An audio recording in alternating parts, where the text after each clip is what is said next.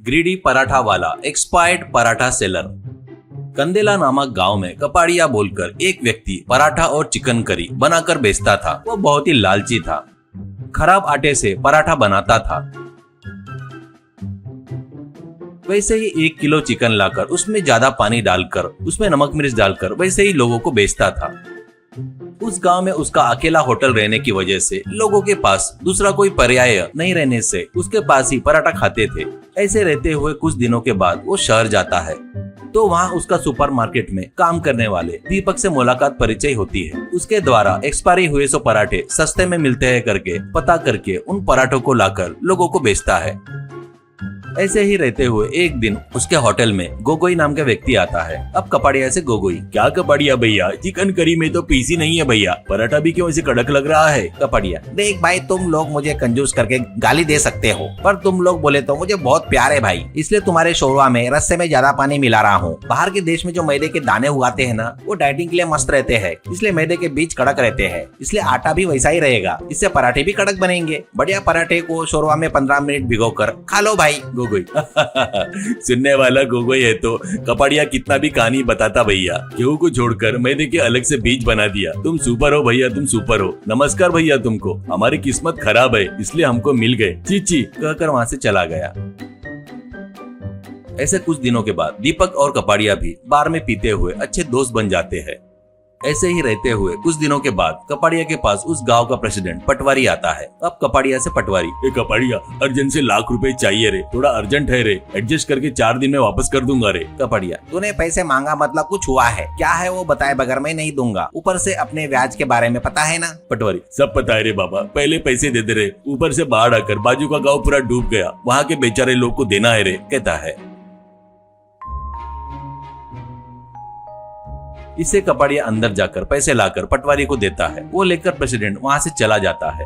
अब कपाड़िया मन में, अरे वाह, अभी ये प्रेसिडेंट पैसा लेकर गया, लोग बढ़िया बाढ़ में बहकर जा रहे हैं, अब उनके पास फुल पैसा रहता होगा, इसका फायदा उठाकर पराठा ज्यादा रेट में बेचे तो पैसा ही पैसा, पैसा ही पैसा करके सोचता है। बाद में कपाड़िया दीपक के पास जाता है। वहाँ पर पूरे खराब हुए सो पैकेट को अपने असिस्टेंट बिरजू के साथ मिलकर लेता है। बाद में अपने होटल में पराठे फटाफट सेक कर चिकन ग्रेवी डालकर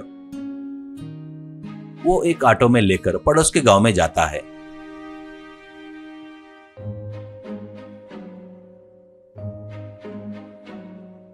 वहां पर लोग पानी में तैरते हुए किनारे पर आ रहे थे।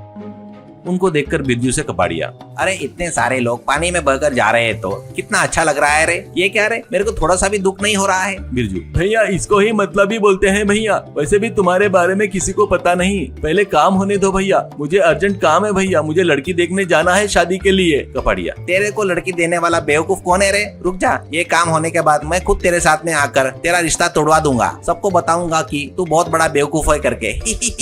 ऐसा कहता है। उसके बाद किनारे पर खड़े होकर लोगों से कपाड़िया, अरे आओ भाई, आओ आओ आओ, तुम्हारे लिए ही स्पेशल पराठा लाया हूँ, स्पेशल चिकन करी भी लाया हूँ, आइए आइए और एंजॉय कीजिए, एक प्लेट सिर्फ 200 रुपए में। ऐसा कहता है। रेट ज्यादा हुआ तो भी बेचारे बच्चे पराठे के लिए जिद करने लगे। इससे किनारे पर आए हुए सभी लोग उसके पास पराठे खाने के लिए आते हैं। अब उनसे कपाड़िया, देखो ऐसे ही किसी को भी कुछ भी नहीं बांटना बोलते, हमारे गांव के प्रेसिडेंट यहाँ पर पैसे बांटने आ रहे हैं, वो जो पैसे देंगे ना उसमें से मेरे पराठे के पैसे दे दो, पर अभी कोई उधार मत मांगना, ठीक है ना। ऐसा कहता है। अब बच्चों को कपाड़िया एक्सपायर हुए सो पराठे दे रहा था।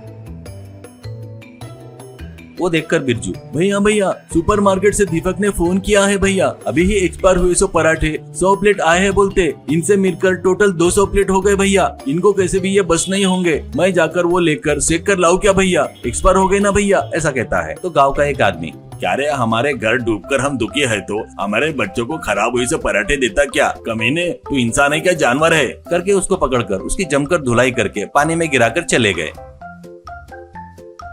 अब पानी में गिरे हुए कपाड़िया से बिरजू, भैया मस्त लग रहे हो भैया पानी में, नहीं तो मेरी शादी तुड़वाते क्या भैया, शादी बोले तो 30 साल की उम्र क्रॉस होने वाला हर एक बंदे का इमोशन है भैया, इच्छा भी रहती है भैया, तू मेरी शादी तुड़वाने वाला था ना भैया, ऐसा बोला था ना तूने, इसलिए मैंने ऐसा काम किया, बढ़िया है ना भैया, संभल कर रहना भैया, गुस्से में पानी से बाहर मत आना, नहीं तो ये लोग फिर से जमकर धुलाई करेंगे, वहीं पे रह जाओ पानी में, कहकर चला गया। कपाड़िया बाहर निकलूंगा तो लोग फिर से मारेंगे। करके डर कर पानी में ही रह जाता है।